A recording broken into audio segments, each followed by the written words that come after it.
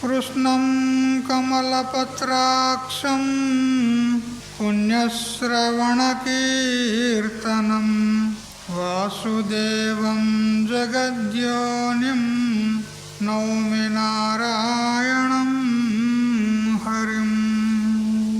శంకరం శంకరాచార్యం కేశవం బాదరాయణం సూత్రభాష్యకృతౌ వందే భగవంతౌ పునః పునః. ఈశ్వరో గురురాత్మేతి మూర్తిభేద విభాగినే వ్యోమవత్ వ్యాప్తదేహాయ దక్షిణామూర్తయే నమః. యుక్తాహార విహారాయ వివిక్తస్థలవాసినే మలయాళయతీంద్రాయ బ్రహ్మనిష్ఠాయతే నమః. గీతా భాగవతాద్వైత తత్వామృతస్వరూపిణే గండిక్షేత్రనివాసాయ రామకృష్ణాయతే నమః. ఓం పూర్ణమదః పూర్ణమిదం పూర్ణాత్ పూర్ణముదచ్యతే పూర్ణస్య పూర్ణమాదాయ పూర్ణమేవావశిష్యతే. ఓం శాంతి శాంతి శాంతి. స్వాంత పరికల్పిత బ్రహ్మాండాంతర్వర్తి సకల చరాచర ప్రాణికోట్ల యొక్క అసత్ జడ దుఃఖ మోహాత్మకమైనటువంటి సకల ఉపాధుల కంటే విలక్షణమై సత్ చిత్ ఆనంద రూపం చేత స్వయం ప్రకాశమానమై వెలుగొందుచున్నటువంటి ప్రత్యేక అభిన్న పరమాత్మకు సాష్టాంగ ప్రణమిల్లుతూ ఆత్మీయులారా, శ్రీమద్ భగవద్గీత 6వ అధ్యాయము ఆత్మ సంయమ యోగము. అందులో క్రమంగా 5 శ్లోకాల పర్యంతం తెలుసుకుంటున్నాము. ఉద్ధరేదాత్మనాత్మానం ఆత్మానమవసాదయేత్ ఆత్మైవ హ్యాత్మనో బంధు ఆత్మైవ రిపురాత్మనః అనేటువంటి 5వ శ్లోకాన్ని తెలుసుకుంటూ ఉన్నాము. ఇక్కడ ఆత్మ ఆత్మ ఆత్మ అని అనేక సార్లు శబ్దం వచ్చింది. ఇక్కడ ఆత్మను ఆత్మచేత ఉద్ధరించుకోవాలి అన్నాడు. ఆత్మను ఆత్మచేత ఉద్ధరించుకోవడం ఏమిటి అని అంటే, ఇక్కడ శుద్ధాత్మను ఉద్ధరించేది ఉందా, విశిష్టాత్మను ఉద్ధరించేది ఉందా? శుద్ధాత్మ అంటే కూటస్థ చైతన్యం, సాక్షి శుద్ధ చైతన్యం. దానికైతే ఎప్పుడూ బంధము లేదు, మోక్షము లేదు. మరి లోకంలో కూడా ఎవడైతే పడిపోతాడో వానికే లేపేది ఉంటుంది. మరి శుద్ధాత్మకు పడిపోయేదే లేదు. అవ్యయుడు ఉన్నాడు, అతడు నిరవయుడు ఉన్నాడు, నిరాకారుడు ఉన్నాడు, నిర్గుణం ఉన్నాడు. అటువంటి శుద్ధాత్మకు పడడము లేవడం అనేది ఏమీ లేదు. మరి సంసార సముద్రంలో నిమగ్నమైనటువంటి వాడు ఎవరు? ఎవరైతే సంసార సముద్రంలో నిమగ్నమై ఉన్నాడో, జన్మ మరణ రూప సంసారంలో కొట్టుమిట్టాడుతున్నాడో అతనికే ఇక్కడ ఉద్ధరించుకోమని చెప్పింది ఉన్నది. మరి ఎవరు అతను అంటే, ఆత్మ శబ్దానికి అనేక అర్థాలు ఉన్నాయి. ఆత్మ అంటే శుద్ధాత్మ, నిర్గుణ నిరాకారమైనటువంటి పరబ్రహ్మము, దానికి కూడా ఆత్మ అంటారు. శుద్ధ చైతన్యం, బ్రహ్మ చైతన్యం ఏదైతే ఉందో దానికి కూడా ఆత్మ అంటారు. మరి ఈ దేహాది సంఘాతానికి అధిష్టానమైనటువంటి కూటస్థ చైతన్యానికి కూడా ఆత్మ అంటారు. సాక్షి చైతన్యము లేదా కూటస్థ చైతన్యము. దీనికి కూడా ఆత్మ అంటారు. మరియు శరీరానికి కూడా ఆత్మ అంటారు. ఇక్కడ శరీరాన్ని కూడా ఆత్మ అనే వాళ్ళు ఉన్నారు, చార్వాకులు. మరి కొందరు ఇంద్రియాలకు ఆత్మ అంటారు, కొందరు ప్రాణముకు ఆత్మ అంటారు, కొందరు మనస్సుకే ఆత్మ అంటారు, కొందరు బుద్ధికి ఆత్మ అంటారు, కొందరు శూన్యమే ఆత్మ అంటారు. కొందరు ఈ దేహాది సంఘాతం కంటే బయట ఉన్నటువంటి పుత్రులను కూడా ఆత్మ అంటారు. మమాత్మ భద్రసేన, నా కొడుకు నా ఆత్మ ఏందనుకుంటాను అంటాడు వాడు కదా. ఇంతేకాదు జడమైనటువంటి వస్తువులను కూడా నా ఆత్మ అంటాడు వాడు. కొత్త బైక్ తెచ్చుకున్నాడు అనుకో ఎవడన్నా, వాడిని కొంచెం జరసేపు ఇయ్యరా నేను ఇట్లా పోయేస్తానంటే పుట్టుకునేది లేదు, ఏందనుకున్నావు నా ఆత్మ అంటాడు వాడు. అంత దగ్గర పోయి కూడా ఆత్మశబ్దం ప్రయోగం చేస్తున్నారు.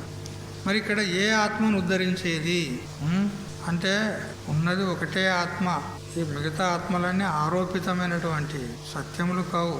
అయితే మరి ఇక్కడ శుద్ధాత్మ అయితే అది సంసారం లేదు, దానికి బంధం లేదు, మోక్షం లేదు, దాన్ని ఉద్ధరించేది ఏమి లేదు ఇక్కడ. మరి ఎవరిని ఇక్కడ ఉద్ధరించేది అంటే ఎవడైతే సంసారంలో మునిగి తేలుతున్నాడో వాడిని ఉద్ధరించాలి. ఎవడు? జీవాత్మ. నేను జీవుణ్ణి, నేను కర్తను, నేను భోక్తను, నేను సుఖిని, నేను దుఃఖిని, అహం క్షుత్ పిపాసవాన్ అని అంటాడు. ఎవడు? జీవాత్మ.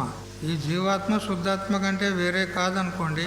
కాకపోతే భ్రాంతి చేత అజ్ఞానవశాత్ నేను జీవుణ్ణి అని అనుకుంటున్నాడు. కాబట్టి ఆ జీవుణ్ణే ఇప్పుడు ఇక్కడి నుంచి ఉద్ధరించేది ఉంది. ఆ జీవుణ్ణే ఉద్ధరించి జీవుణ్ణి బ్రహ్మంతో ఐక్యం చేసేది ఉంది. అందుకని ఇక్కడ జీవాత్మను ఉద్ధరించుకో అని అంటున్నాడు ఇక్కడ భగవంతుడు. మరియు ఆత్మానం అంటే జీవాత్మను, ఆత్మన తృతీయ, ఆత్మచేత ఆత్మను ఉద్ధరించుకో అంటున్నాడు. మరి ఆత్మచేత అంటే ఈ ఆత్మశబ్దము ఏమిటి ఇక్కడ అంటే మనస్సు. మనసే బంధానికి కారణం, మోక్షానికి కారణం. కాబట్టి ఆ మనస్సు చేతనే మన జీవాత్మను ఉద్ధరించుకోవాలి.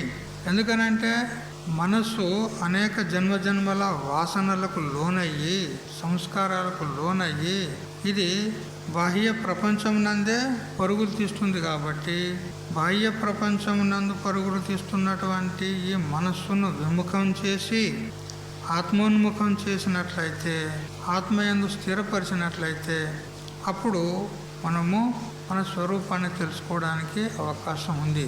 ఎంతవరకు బహిర్ముఖం అవుతుందో మనస్సు అంతవరకు మనల్ని మనము వినాశనం చేసుకుంటున్నాం అంతే. అదే అన్నాడు భగవంతుడు, ఆత్మానం నా అవసాదయేత్ అన్నాడు. ఆత్మను నాశనం చేసుకోకండి అన్నాడు. నాశనం చేసుకోవడం అంటే ఏమిటి అంటే బాహ్య విషయాల యందు మనస్సును పోనిచ్చినట్లయితే ఇంకేముంటుంది? తనను తాను నాశనం చేసుకున్నట్లే ఉంటుంది. కాబట్టి బాహ్య విషయాల యందు ఏదైతే ఆసక్తి ఉందో, వాసనలు ఉన్నాయో, సంస్కారాలు ఉన్నాయో అవన్నిటిని కూడా నాశనం చేసి తనను ఉద్ధరించుకోవాలి అని చెప్పినాడు ఇక్కడ. ఎందుకంటే తనకు తానే బంధువు, తనకు తానే శత్రువు. ఇక్కడ బంధువులు శత్రువులు మనకంటే భిన్నంగా ఎవరు లేరు. మనం అనుకుంటాం బయట శత్రువులు ఉన్నారనుకుంటాం. బయట శత్రువులు ఎవరు లేడు, మనమే మనకు శత్రువులమైనాము. ఎట్లా శత్రువులమైనాము అంటే మనము ఇచ్చవచ్చినట్టు విషయాలను అనుభవించడము, బాహ్య ప్రపంచంలో ప్రవృత్తి కావడము, ఇష్టమైంది తినడము, ఇష్టమైంది చూడడము, అనేకమైనటువంటి వ్యసనాలకు గురవుతున్నాము. అప్పుడు ఏమవుతున్నాం? మనల్ని మనమే నాశనం చేసుకుంటున్నాం, మనకు మనమే శత్రువులు అవుతున్నాం. బయట వాళ్ళు శత్రువులు లేరు. మరి తను తాను ఉద్ధరించుకున్నట్లే తనకు తానే బంధువు అవుతాడు. కాబట్టి ఇది చాలా అద్భుతమైనటువంటి శ్లోకం. ఈ శ్లోకాన్ని బాగా మననం చేసుకొని మనము ఇక్కడ ఉత్సాహంతో మనల్ని మనం ఉద్ధరించుకోవడానికి ప్రయత్నం చేయాలి అని ఇక్కడ మనల్ని సావధానం చేస్తున్నాడు భగవంతుడు. అయితే హే కౌంతేయ అని అంటూ సంబోధిస్తూ, ఇంతేకాదు తనకు తానే బంధువు, తనకు తానే శత్రువు, బయటి బంధువులు బంధాన్ని కలిగించేవారే కానీ నిజంగా ఉపకారం చేసేవారు కారు. బయట బంధువులు ఎవరైతే ఉన్నారో వాళ్ళు బంధువులంటే మనకు బంధాన్ని కలిగించేవారే. బంధువులంటే మనకేదో ఉపకారం చేసేవారు అనుకోకండి. అంటారు కదా, భాగవతంలో ఒక శ్లోకం ఉంది. ప్రహ్లాదుడు అంటాడు, చుట్టాలు దొంగలు, సుతులు రుణస్థులు, కాంతలు సంసార కారణములు, ధనముల స్థిరములు, తనువతి చంచల కార్యార్థులన్యులు గడుచుగాలం, ఆయువు సత్వరామైశ్వర్యమతి శీఘ్రమని కాది తమ తండ్రి నతకరించి, మాతాత సాధు సమ్మతుడు ప్రహ్లాదుండు నీ పాద కమలంబు నియతి చేరే భద్రుడతనికి మృతి లేని బ్రతుకుగలిగే వైరులే కాని తొల్లి మా వారుగాన అర్థివై వచ్చి నీవు నన్నడుగుటెల్లా పద్మలోచన నా పుణ్య ఫలముగాదే. చుట్టాలు దొంగలు స్పష్టంగా చెప్తున్నాడు. బాగా సువర్ణాక్షరాలతో రాసి పెట్టుకోండి. ఎక్కడ? బుద్ధిలో. చుట్టాలు దొంగలు, సుతులు రుణస్థులు. నాకు కొడుకులు ఉన్నారు కదా, వాళ్ళు మనకు అప్పిచ్చినోళ్ళు. పూర్వజన్మలో వాళ్ళు మనకు అప్పిచ్చినోళ్ళు. ఇప్పుడు మనం వాళ్ళకి అప్పు జరపాలి. ఇక ఏమి అప్పు జరుపుకునేందుకు వస్తుండు వాడు మన ఇంటికి. ఇప్పుడు వానికి అప్పు జరపాలి. ఎంత రుణం తీసుకున్నామో అంతకంటే రెట్టింపు. ఎందుకంటే అప్పటి నుంచి ఇక్కడి దాకా వడ్డీలు కడితే ఆ జన్మ నుంచి ఈ జన్మ దాకా ఎంతైతే చెప్పండి. ఆ వడ్డీతో సహా వానికి అప్పచెప్పాలి. రుణాలు, సుతులు రుణస్థులు, కాంతలు సంసార కారణములు. కాంతలు అంటే భార్యలు. దేనికి కారణం? వాళ్ళు సంసారానికి కారణం. ఎందుకంటే కాంతల యందు కనుక ఆసక్తి పెట్టుకున్నట్లయితే ఆ ఆసక్తి సంస్కారంగా అంతఃకరణంలో ఉంటుంది. అది మళ్ళీ జన్మజన్మలకు కారణమవుతుంది. అందుకని కాంతలు సంసార కారణములు, ధనముల స్థిరములు. ఈ ధనము, ఐశ్వర్యం, సంపద ఏదైతే ఉందో ఇది అస్థిరములు. ఇవి స్థిరమైనటువంటి కావు. లక్ష్మీ చంచలహ అని చెప్పింది ఉన్నది. లక్ష్మి ఒకచోట ఉండదంట, చంచలం పోతూనే ఉంటుంది. వచ్చేటప్పుడు టెంకాయలో నీళ్ళు వచ్చినట్టు వస్తుందంట లక్ష్మి. టెంకాయలు చెట్టు మీద కాయలో నీళ్ళు వస్తాయి కదా, టెంకాయలో నీళ్ళు ఉంటాయా? ఉండే ఒక్కపారే వచ్చి చేరుతాయా? మెల్లమెల్లగా మెల్లమెల్లగా ఒక్కొక్క చుక్క చేరి ఆ కాయ నిండా అవుతాయి అన్నమాట. వచ్చేటప్పుడు అట్లా వస్తాయి. పోయేటప్పుడు ఏనుగ తిన్న వెలగకాయలాగా అవుతుందంట. ఏనుగా వెలగ పండు తింటే కాయలాగానే ఉంటుంది, పండులాగానే ఉంటుంది. ఏనుగా వెలగపండుని తిన్నదనుకోండి, అది నమిలి మింగదు, అట్లే అమాంతం మింగుతుంది. అది మళ్ళా బయటకు వెళ్ళినప్పుడు అమాంతం అట్లే వెళ్తుంది. కానీ అది లోనికి పోయినప్పుడు లోన గుజ్జుతో పోయింది, బయటకు వచ్చినప్పుడు అందులో ఏముండదు, ఉట్టిదే బుర్ర ఉంటుంది. మొత్తం లోన గుజ్జు అంతా మాయమైపోతుంది, జీర్ణమైపోతుంది. అట్లా ధనము వచ్చేటప్పుడు టెంకాయలో నీళ్ళలాగా మెల్లమెల్లగా వస్తుంది. పోయేటప్పుడు ఒక్కపారే అదే ఇప్పుడు వర్షాలకు వరదలకు ఎట్లా కొట్టుకపోతున్నాయి ఇండ్లు, మేడలు, మిద్దెలు, గాడీలు చూపెడుతున్నారు. బొంబాయిలో మొత్తం అన్ని కొట్టుకపోతున్నాయి. ఆ రోడ్ల మీద గాడి నిలబెడతారు కదా, స్వాహ అంతే. అట్లా ధనము పోయిందంటే ఒకటేసారి పోతుంది, కొట్టుకపోతుంది. అందుకని అస్థిరము. తనువతి చంచలం కదా. మన శరీరం విచారం చేద్దామంటే ఇది చంచలం కదా. 4 దినాలు అయితే ఇది మాయమైపోతుంది.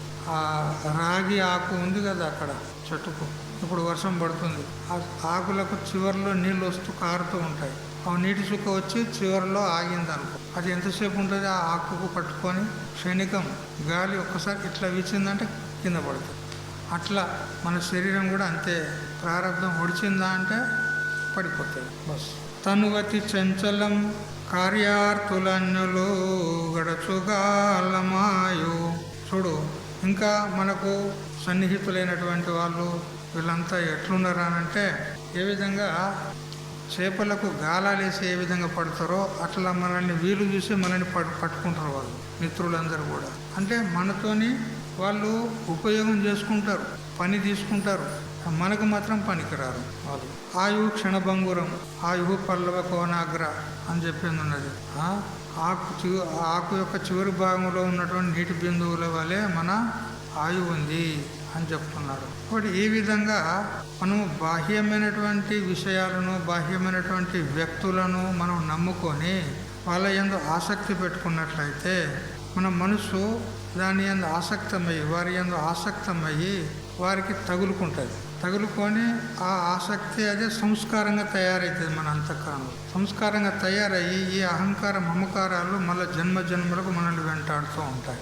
ఎంతవరకు ఈ అహంకార మమకారాలు మనల్ని వెంటాడుతుంటాయో అంతవరకు మనకు మోక్షం అనేది లేదు. చూసారా? కాబట్టి ఇక్కడ చెప్తున్నాడు చుట్టాలు దొంగలు అంటున్నాడు. వీరు నాకు సంబంధులు అంటూ మానవుడు అంటుంటాడు. కానీ సంబంధులు అంటే చక్కగా బంధించే వాళ్ళు అని అర్థం. వీళ్ళు నా సంబంధీకులు అంటే మనల్ని చక్కగా బంధించేవాళ్ళు, సంసార బంధంలో పడదోసేవారు. చచ్చేటప్పుడు కూడా వదలనట్లు బంధించేవారు. ఎటువంటి వారు అంటే చచ్చేటప్పుడు కూడా ఈ కొడుకులు బంధువులు వీళ్ళంతా వాడేమో చావానికి తయారున్నాడు, ఇప్పుడు అప్పుడు పోయేటోడున్నాడు. ఆయన ఎవరెవరికి ఇచ్చినవే, ఎక్కడ పెట్టినవే, ఏ బ్యాంకులో ఎన్ని ఉన్నాయే, వాడేమో చావడానికి తయారైంది. వీళ్ళకు ఉదయం వీళ్ళకు వాడు ఆయనతో పోయినాక పత్రాలు మునిగిపోతే ఎట్లా కదా. ఇప్పుడు అప్పు తీసుకున్నాడు వాడు మర్యాద కొద్ది ఇస్తాడా ఇయ్యాడా ఏం గ్యారంటీ. కానీ వీడు ఉన్నప్పుడే చెప్తే వాళ్ళ పేర్లు చెప్తే రాసుకుంటాడు కదా, రాసుకొని మళ్ళీ వాళ్ళ దగ్గర వసూలు చేసుకుంటాడు. అంటే వీడు పోతే పోనీ కానీ ఆ వాళ్ళ దగ్గర ఏవైతే ఉన్నాయో అవి మొత్తం మనకు రాబట్టుకోవాలి. చూడు ఇప్పుడు వాని కొరకు ఏడుస్తాడా వీని కొరకు ఏడుస్తాడా వీడు. వాడు చస్తే ఇవన్నీ ఏడ మునిగిపోతాయని వాని కొరకు ఏడుస్తున్నాడు. చచ్చటోని కోసం ఏడవడంలే. చూడు ఇట్లా ఉన్నారు అంటే చచ్చేటప్పుడు కూడా మనకు పీక్క తినేటువంటి వీళ్ళు అన్నమాట. ఇంకా అటువంటి వాళ్ళ కోసము నా కొడుకో నా బంగారము అని ఏడుస్తావు నువ్వు కదా. గట్లాంటి వాళ్ళు ఉన్నారు. కాబట్టి ఈ మమకారాలన్నీ వదిలిపెట్టాలి. ఆ మమకారాలను నువ్వు పెంచుకున్నావు అనుకో, అప్పుడు నీకు నువ్వే శత్రువు అవుతున్నావు. ఎవరు నిన్ను బంధించడంలే, నీకు నువ్వే శత్రువు అవుతున్నావు. అందుకని శత్రువులు ఎక్కడో బయట లేరు. నీకు నువ్వే శత్రువు, నీకు నువ్వే మిత్రుడవు అని చెప్తున్నాడు. తర్వాత 6వ శ్లోకం చదవండి. బంధురాత్మాత్మనస్తస్య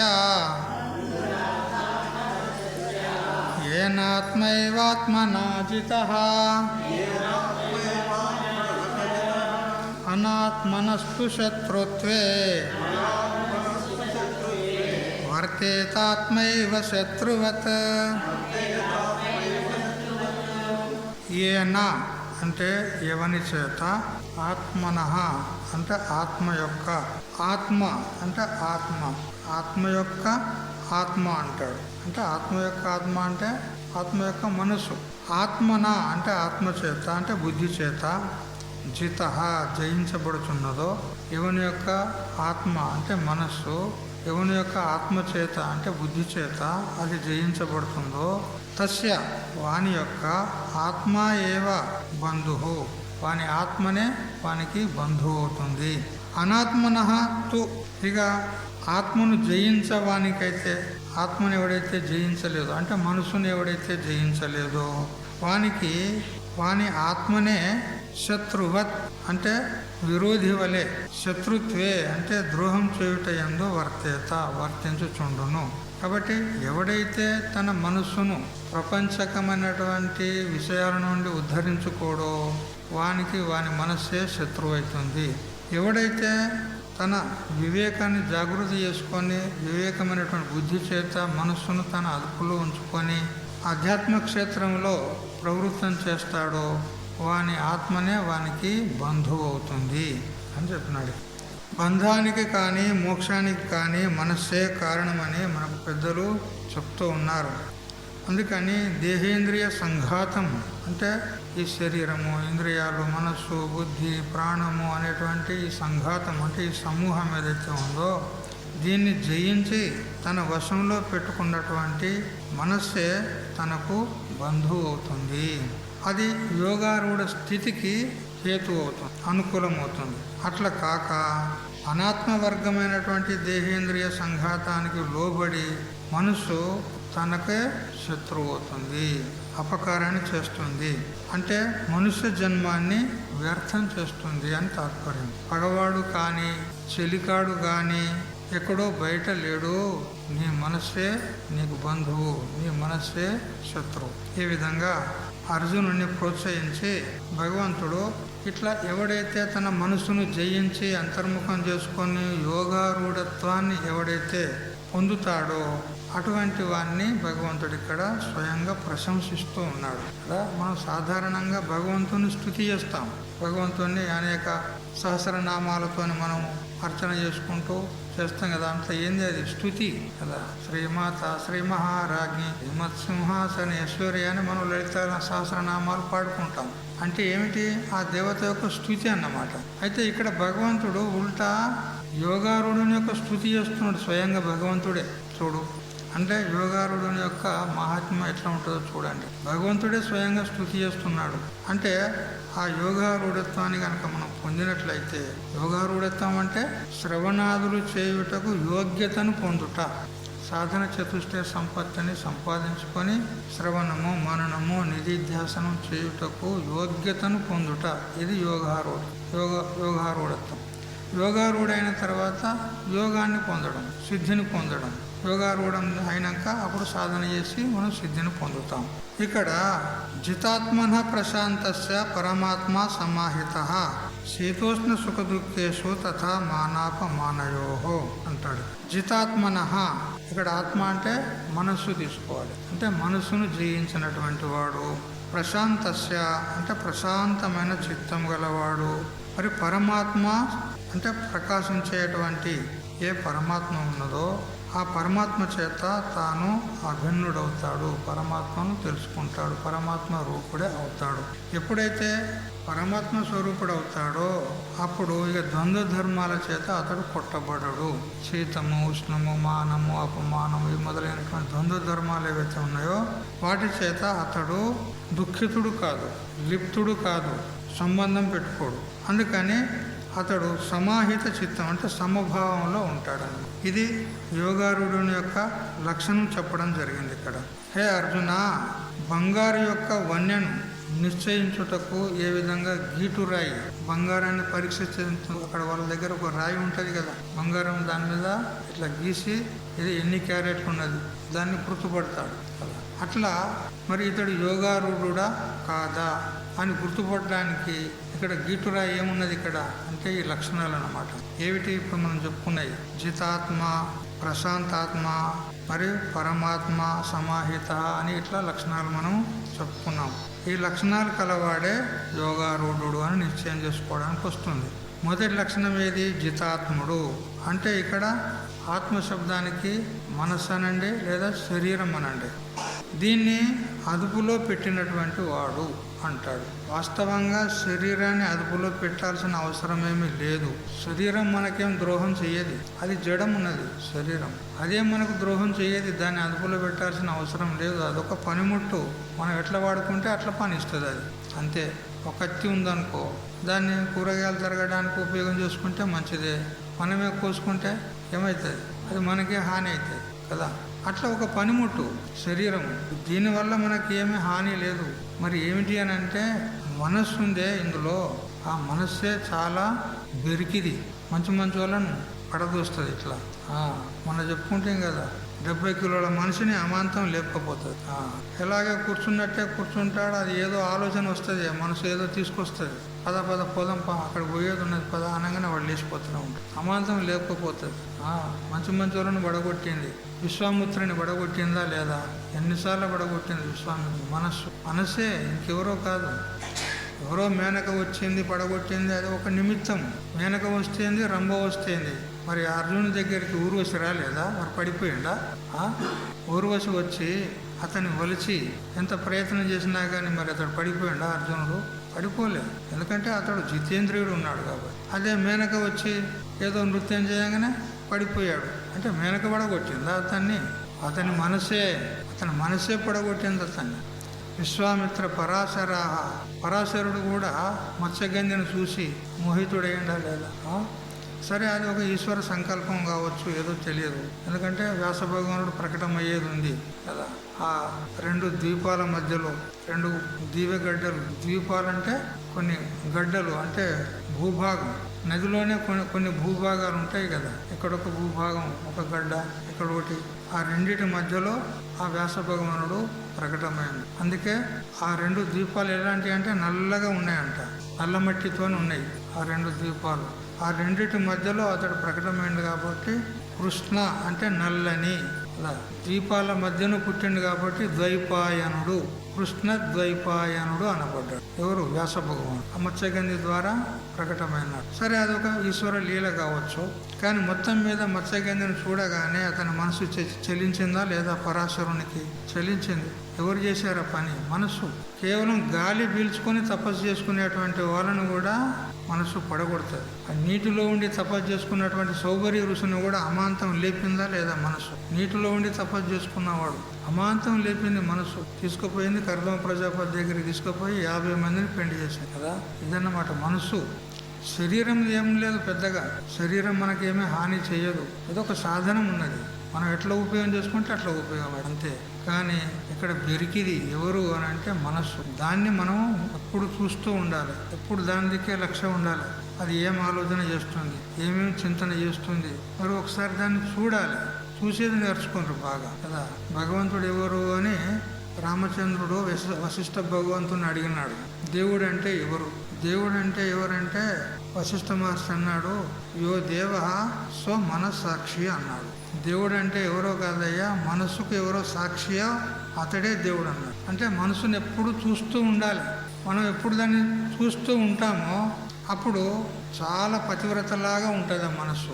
నేను ఎక్కడ పోలేను, ఈయనే ఉన్నా, నాకేం తెలియదు అంటుంది మనస్సు. నువ్వు కొంచెం మరిచితివా ఎక్కడెక్కడో పోతుంది కదా ఇట్లా. అందుకని మనసును చూస్తూ ఉండాలి, దాన్ని అదుపులో పెట్టుకోవాలి. జితాత్ముడు అనగా శరీరాన్ని మనసును తన అధీనంలో ఉంచుకున్నటువంటి వాడు. శరీరం నీకు సాధనలో అనుకూలమై ప్రవర్తించాలి. నీ ఆలుబిడ్డలు, నీ పరివారము నీ చెప్పు చేతుల్లో ఉండాలని నువ్వు అనుకుంటావు. కానీ మొదలు నీ శరీరాన్ని నీ చెప్పు చేతుల్లో పెట్టుకో అంటాడు. బయట వాళ్ళని కాదు నీ అదుపులో పెట్టుకోవడం అనేది. నీ శరీరాన్ని నువ్వు అదుపులో పెట్టుకో, నీ మనసును నువ్వు అదుపులో పెట్టుకో. అప్పుడు నీకు సాధనకు అనుకూలమైతే కానీ బయట వాళ్ళను నువ్వు అదుపులో పెట్టుకుంటే మాత్రం ఏం ఉపయోగం ఉండదు, నువ్వు ఏం సాధిస్తావు? ఈ శరీరం ఒక గుర్రం లాంటిది అంటాడు. శరీరం ఒక గుర్రం లాంటిది. గుర్రం మనదే అయినా కానీ దానికి కళ్ళెం ఉండాలి. నాదే గుర్రం అని ఎక్కినావు అనుకో పడేస్తుంది. నాదే గుర్రం, నేను చెప్పినట్టు ఏంటది అని ఎక్కినావు అనుకో పడేస్తుంది. అందుకని దానికి కళ్ళెం ఉండాలి. నీదే గుర్రం అయినా కానీ కళ్ళెం ఉండాలి. అట్లా ఈ శరీరాన్ని మరి మనస్సును మనము అదుపులో పెట్టుకోవాలి. అయితే శరీరం ఏదైతే ఉందో ఇది శరీరం మాధ్యం కలు ధర్మ సాధనం అని చెప్పిన ప్రకారంగా దీని ద్వారానే మనకు కైవల్య ప్రాప్తి కలిగేది ఉంది. శరీరం ద్వారానే. శరీరం మంచిగా ఉంటేనే మనం సాధన చేయగలుగుతాం కదా. మోకాళ్ళ నొప్పులు అవి ఇవి ఉన్నాయనుకో కూర్చోవడానికి తిప్పలవుతాయి, నడవడానికి తిప్పలవుతుంది. మోకాళ్ళు ఒక్కోసారి కలుపుమంటే ఒకటేసారి ఉన్నట్టుండే దిబుక్కున పడిపోతారు, పట్టుదప్పిపోతారు. ఇక అది దాన్ని నివారించడం ఎవరి తరమో. దానికి వృద్ధాపం వచ్చిన తర్వాత అది తప్పకుండా ఆ విధంగానే అవుతుంది. దాన్ని ఎవడు ఆపలేడు. కానీ మనం ఏం చేయాలంటే అటువంటి అవస్థ రాకముందుకే మనం పరమాత్మ తత్వాన్ని తెలుసుకోవాలి. ఇది మనం జాగ్రత్త పడాలి, ఉపయోగం చేసుకోవాలి. వస్తువు ఏదైనా సరే దాన్ని ఉపయోగం చేసుకునేటువంటి వివేకం మన దగ్గర ఉంది. మరి దీన్ని ఉపయోగం చేసుకోవాలంటే దీన్ని మంచిగా ఉంచుకోవాలి. శరీరం మనకు సాధనం కాబట్టి అధ్యాత్మ మార్గంలో మనకి ఇది ఒక పరికరం, ఒక పనిముట్టు కాబట్టి దీన్ని మంచిగా కాపాడుకోవాలి. మంచిగా కాపాడుకోవాలంటే చార్వాకుల్లాగా మంచిగా కమ్మగా తినిపించేది కాదు ఇక్కడ. అంటే మన సాధనకు అనుకూలంగా ఉంచుకోవాలి. దీనికి ఏదైనా జ్వరం వచ్చిందనుకో చికిత్స చేసుకోవాలి, నొప్పి వచ్చిందనుకో చికిత్స చేసుకోవాలి, ఇంకేదైనా ఇబ్బంది అనుకో మంచిగా చేసుకోవాలి. ఇది మంచిగా ఉంటేనే కదా మనం సాధన చేస్తాం. బాగా జ్వరం వచ్చిందనుకో సత్సంగానికి రాగలుగుతామా? కూర్చొని జపం చేయగలుగుతామా? ఏమీ చేయలేము. అందుకని శరీరాన్ని కూడా మంచిగా ఉంచుకోవాలి. అంతేగాని దీనికి బాగా తినిపించి కమ్మటి తినిపిస్తే అప్పుడు చేతిలో ఉండదు, తెలిసిందా? అందుకని కంట్రోల్లో ఉండాలి. ఆహారం కూడా కంట్రోల్లో ఉండాలి. ఎంత తీసుకోవాలి అంతనే తీసుకోవాలి. అధికంగా తీసుకున్నాం అనుకో శరీరం చెప్తే వినదు, మనసు చెప్తే వినదు. అందుకని యుక్తాహార విహారస్య, ఇదే అధ్యాయంలో చెప్తాడు భగవంతుడు. యుక్తాహార విహారస్య యుక్త చేస్తస్య కర్మసు యుక్త స్వప్నావబోధస్య యోగో భవతి దుఃఖ. లిమిటెడ్గా తినాలి, అది కూడా సాత్వికంగా ఉన్నటువంటి భోజనం తినాలి, దైవార్పితమై ఉండాలి, స్వార్జితమై ఉండాలి. ఇవన్నీ నియమాలు ఉన్నాయి ఆహారంలో. ఆ విధంగా దీనికి ఆహారం ఇవ్వాలి శరీరానికి. అట్లా ఇచ్చి దాన్ని సాధనకు ఉపయోగం చేసుకోవాలి. అప్పుడు మనకు ఈ శరీరం మనకు బంధువు అవుతుంది, మనకు మిత్రుడు అవుతాడు. ఇక రెండవ లక్షణం ప్రశాంతుడు.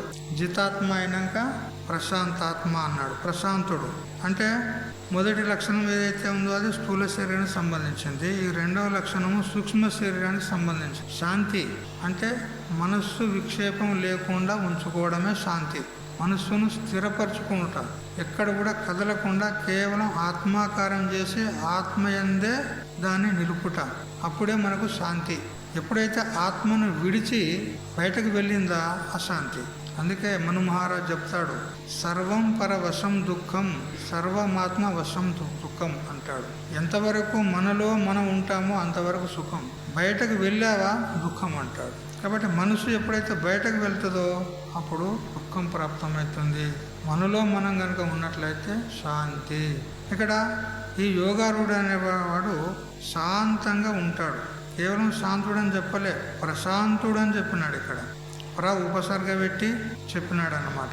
అంటే ఒక్కోసారి మన మనసు శాంతంగా ఉంటుంది, కొన్ని అనుకూల పరిస్థితుల్లో శాంతంగా ఉంటుంది, కానీ ప్రతికూల పరిస్థితి వచ్చే వరకు కించికిలేస్తుంది, చంచలమవుతుంది. కానీ ఇతని యొక్క మనసు అట్లా కాదు, ప్రతికూలం ఉండని అనుకూలం ఉండని రెండిట్లో సమస్థితిలో ఉంటాడన్న. అది ప్రశాంతత అనే దానికి అర్థం. ఈ శాంతి అనేది ఎటువంటిదంటే, బావి పేసేదారులు బావులు తోడే కాదు, పూర్వకాలం ఎప్పుడైనా బోరింగ్లు వేస్తాం. సరే బోరింగే అనుకోండి, బోరింగ్లో నువ్వు నీరు ఎంత తోడితే అన్ని నీళ్లు వస్తూనే ఉంటాయి, అంటే ఊరుతుంటాయి కదా. ఇక ఎవరికైతే శాంతి లేదో వాని మనసు ఎట్లా ఉంటుంది అంటే కారే కుండ లాంటిది అంటాడు. ఊరేది లేదు, కారేది ఉన్నది, అది పోతూనే ఉంటాయి ఇట్లా. అందుకని మన మనసును ప్రశాంతంగా ఉంచుకోవాలి. మనకి కావాల్సిందే మనకు శాంతి అండి, శాంతే కదా మనకు కోరేది. సుఖం కావాలి, శాంతి కావాలి అంటాం. మరి ఆ శాంతి లేకపోతే ఎన్నుంటే మాత్రం ఏం ఉపయోగం ఉన్నది చెప్పు. ఇళ్ళు ఉన్నాయి, మేడలు ఉన్నాయి, మెద్దలు ఉన్నాయి, ధనం ఉన్నది, ఆస్తి ఐశ్వర్యం, బంధువులు అందరూ ఉన్నారు, శాంతి లేదు. ఎందుకు? ఏం ఉపయోగం లేదు. అందుకని ప్రశాంత చిత్తుడైనటువంటి వాడు ఉంటాడు యోగారూఢుడు అంటున్నాడు. ఇక శీతోష్ణ సుఖ దుఃఖాల యందు చెప్పినాడు కదా శ్లోకంలో, శీతోష్ణ సుఖ దుఃఖేషు తథా మానాపమానయోహ అన్నాడు. శీతం నందు, ఉష్ణం నందు, సుఖం నందు, దుఃఖం నందు, మానం నందు, అపమానం నందు అన్నిటిలో సమానంగా ఉంటాడన్నమాట. అది యోగారూఢుని యొక్క స్థితి అంటాడు. తర్వాత ఇంకా కొన్ని లక్షణాలు చెప్తూ ఉన్నాడు భగవంతుడు. ఆ యోగారూఢునికి కొన్ని లక్షణాలు చెప్తున్నాడు. 8వ శ్లోకం చూడండి.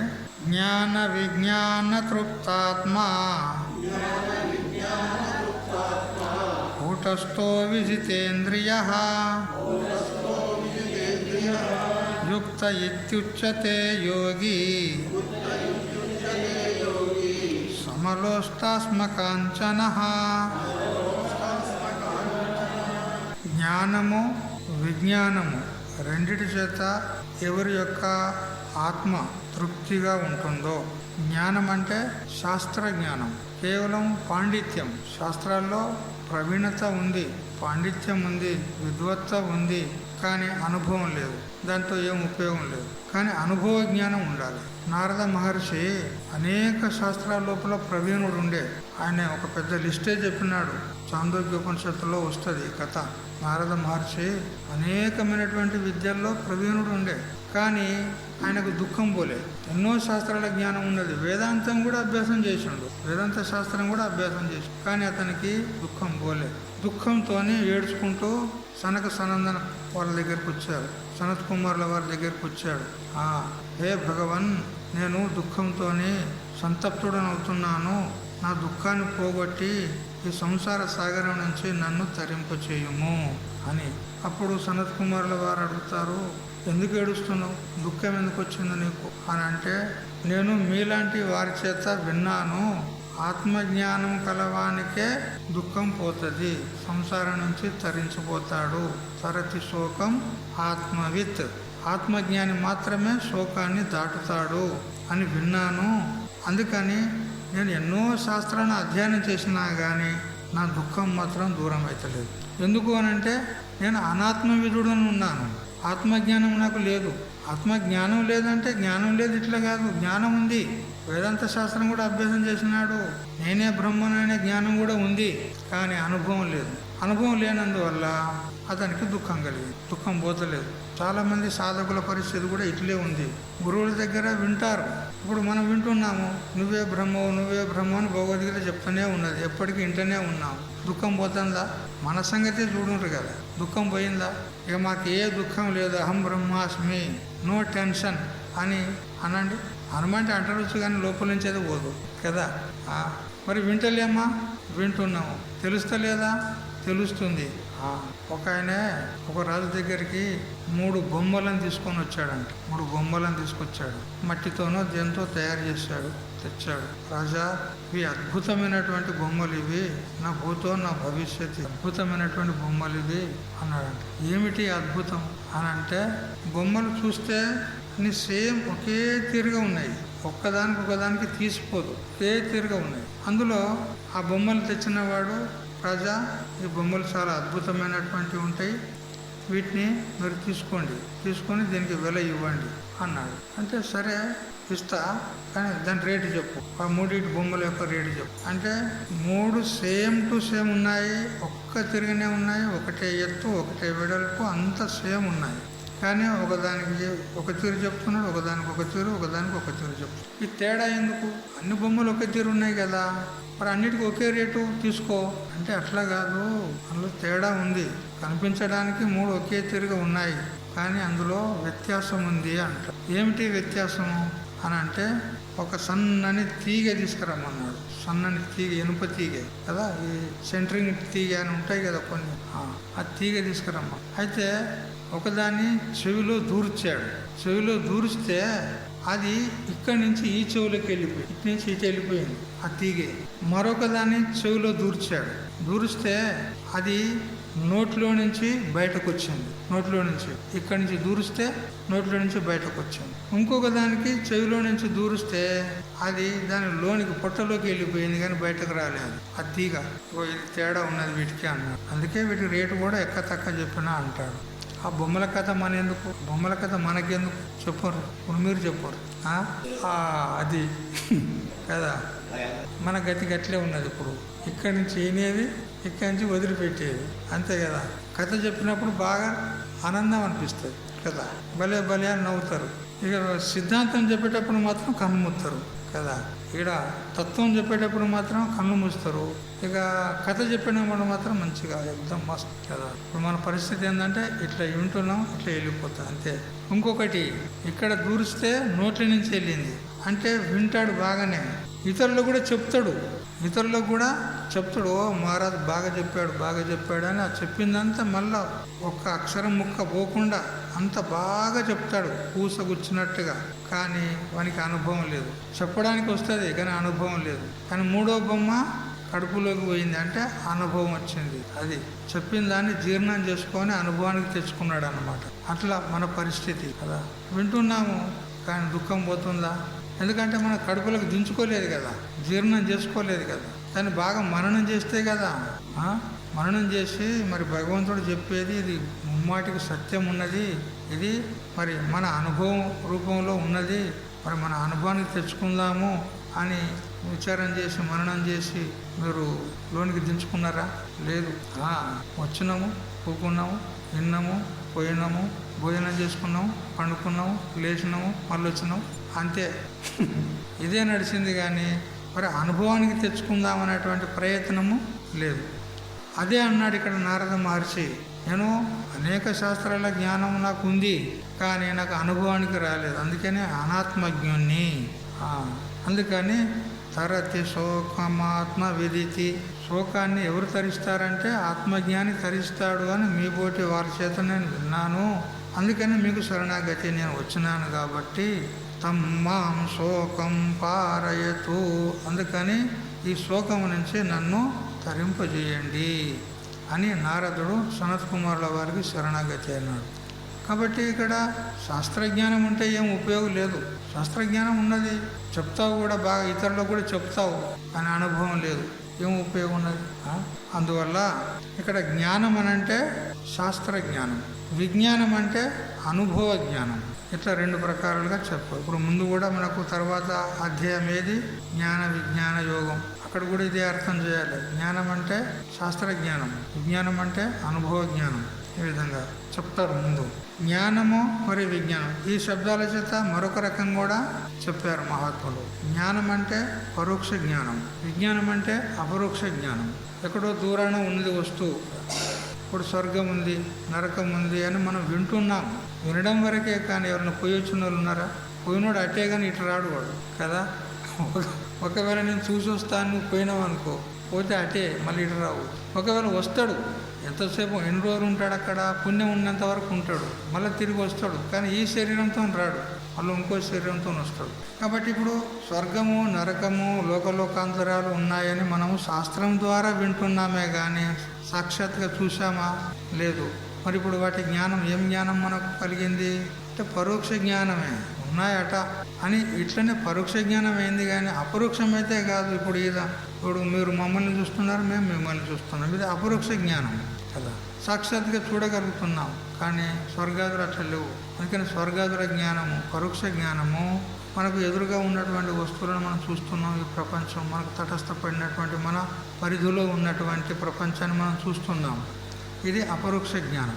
అయితే ఇక్కడ పరోక్ష జ్ఞానము, అపరోక్ష జ్ఞానం అని ఏం తెలుసుకోవాలి ఇక్కడ అంటే సత్యం జ్ఞానం అనంతం బ్రహ్మ అని మనకు శాస్త్రం చెప్తుంది. శాస్త్రం ద్వారా బ్రహ్మజ్ఞానం అయింది మనకు, కానీ ఇది పరోక్షమే. బ్రహ్మము సత్తు చిత్తు ఆనంద రూపం చేత ఉంటుందట అని పరోక్ష జ్ఞానమే అయింది. కానీ ఆ బ్రహ్మమే నేను అనే జ్ఞానం కలగలే. ఇంకా ఆ బ్రహ్మమే నేను అనే జ్ఞానం కలిగితే దీనికి అపరోక్ష జ్ఞానం అంటారు. కేవలం బ్రహ్మజ్ఞానం ఉందనుకో అది పరోక్ష జ్ఞానం. ఎట్లా? జ్ఞాన విజ్ఞాన తృప్తాత్మ, శాస్త్రజ్ఞానం చేత మరి అనుభవ జ్ఞానం చేత తృప్తి పొందినటువంటి మనస్సు కలవాడు.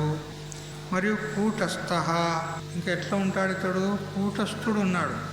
కూటం అంటే సమూహము అని అర్థం. కూటం అంటే సమూహము. కూటస్థ అంటే సమూహంలో ఉన్నవాడు. సమూహం ఏది? ఉన్నవాడెవడు ఇక్కడ అంటే ఈ దేహాది సంఘాతమే సమూహం కదా. శరీరం ఉంది, మనస్సు, బుద్ధి, ఇంద్రియాలు, ప్రాణం, ఇవన్నీ ఇక్కడ సమూహం ఉంది.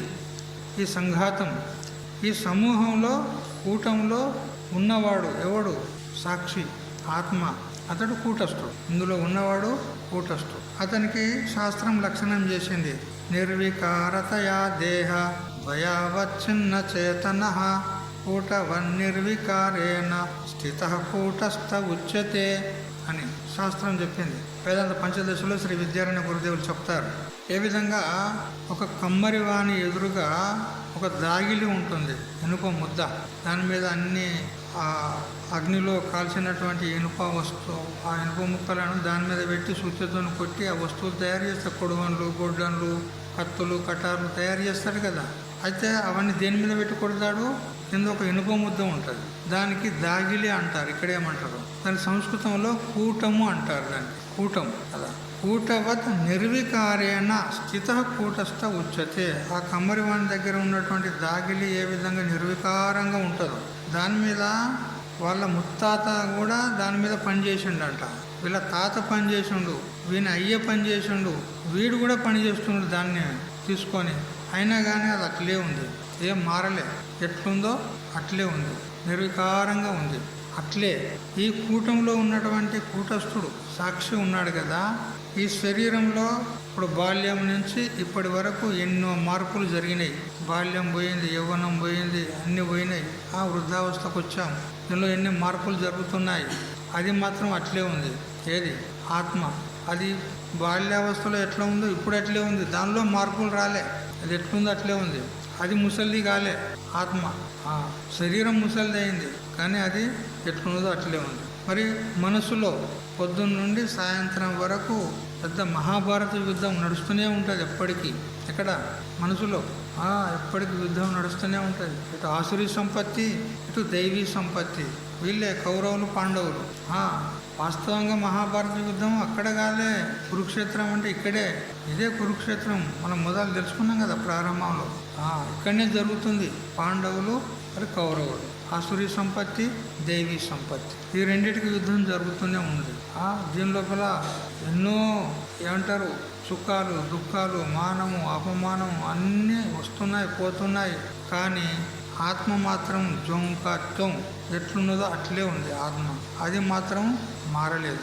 అందుకని కూటము వలె ఆ కమ్మరివాణి దగ్గర ఉన్నటువంటి కూటం ఏ విధంగా నిర్వికారంగా ఉంటుందో అట్లా ఈ రెండు శరీరాలకు అధిష్టానమై ఉన్నటువంటి ఏ చైతన్యం ఉన్నదో, దేహద్వయావచ్ఛిన్న చేతన, స్థూల శరీరము, సూక్ష్మ శరీరము, ఈ రెండిటికి అధిష్టాన రూపంలో ఉన్నటువంటి ఏ చైతన్యం ఉన్నదో అది నిర్వికారంగా ఉంది. అందుకే దానికి కూటస్థుడు అన్నారు. వాస్తవంగా ఆత్మకు సుఖ దుఃఖాలతో సంబంధం లేదు. ఉట్టిగా మన మీద ఆరోపం, మన మీద ఉట్టిగానే భ్రాంతి చేత కల్పించుకుంటున్నాం మనం. దానికి ఏం సుఖం లేదు, దుఃఖం లేదు. నాకే సుఖం కలిగింది, దుఃఖం కలిగింది అనుకుంటున్నాం కదా. ఇదైంది. ఆ కూటస్థ దృష్టి ఉండాలి, సాక్షి యొక్క దృష్టి ఉండాలి. నేను సాక్షిని ఉన్నాను, నాకు ఏ విధమైనటువంటి ఈ శరీరంతో కానీ ఇంద్రియాలతో కానీ సూక్ష్మ శరీరం స్థూల శరీరం దేనితో సంబంధం లేదు. నేను కేవలం స్వయం ప్రకాశ స్వరూపుడను అనేటువంటి ఆ సాక్షి దృష్టి ఉండాలి మనకు. మనం దేహాదులతో తాదాత్మ్యం పెట్టుకొని వాటిని నేను, నేనే, అవి అని అనుకొని వాటిలో కలిగినటువంటి సుఖ దుఃఖాల చేత మనము దుఃఖపడుతున్నాం, సుఖపడుతున్నాం. ఇట్లయిపోతుంది. అందుకని ఆ తాదాత్మ అభిమానం ఏదైతే ఉందో అధ్యాస, అది వదిలిపెట్టు. ఈ విధంగా యోగారూఢైనటువంటి వాడు కూటస్థుడై ఉంటాడు. మరి విజితేంద్రియ, ఇంద్రియాలను జయించినటువంటి వాడు ఉంటాడు. సమలోష్టాస్మ కాంచన, లోష్టము అనంటే మట్టి పిల్ల, కాంచనము అంటే బంగారం. బంగారమునందు మరి మట్టి పిల్ల యందు ఒకే దృష్టి ఉంటుంది అతనికి. మనకు అది గింతంత ఉంటుంది, చింతగింజంత ఉంటుంది. అది బంగారం 1,20,000 అంట దాన్ని కదా. ఏమున్నది పడి అని పడేస్తావా దాన్ని? ఏమున్నది? అదో మట్టి పిల్ల పడేస్తావా? అట్లయితే 1,20,000 అది. ఇప్పుడు మన దృష్టికి ఇట్లా. కానీ జ్ఞానికో రామకృష్ణ పరమహంస ఇట్లే పోతుంటే బంగారం దొరికిందంట, చూసిండంట. చూసి ఆ గంగానది తీరంలో దొరికితే దీన్ని తీసి అట్లే ఆ గంగానదిలో పడేసిండంట బంగారాన్ని. చూడు ఆయన దృష్టి ఏంది?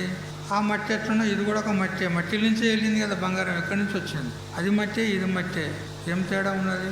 తీసాడు పడేసినా. ఎందుకంటే దాన్ని పట్టుకుంటే టెన్షన్. అది పట్టుకున్నాం అనుకో ఇక నిద్ర ఉండదు.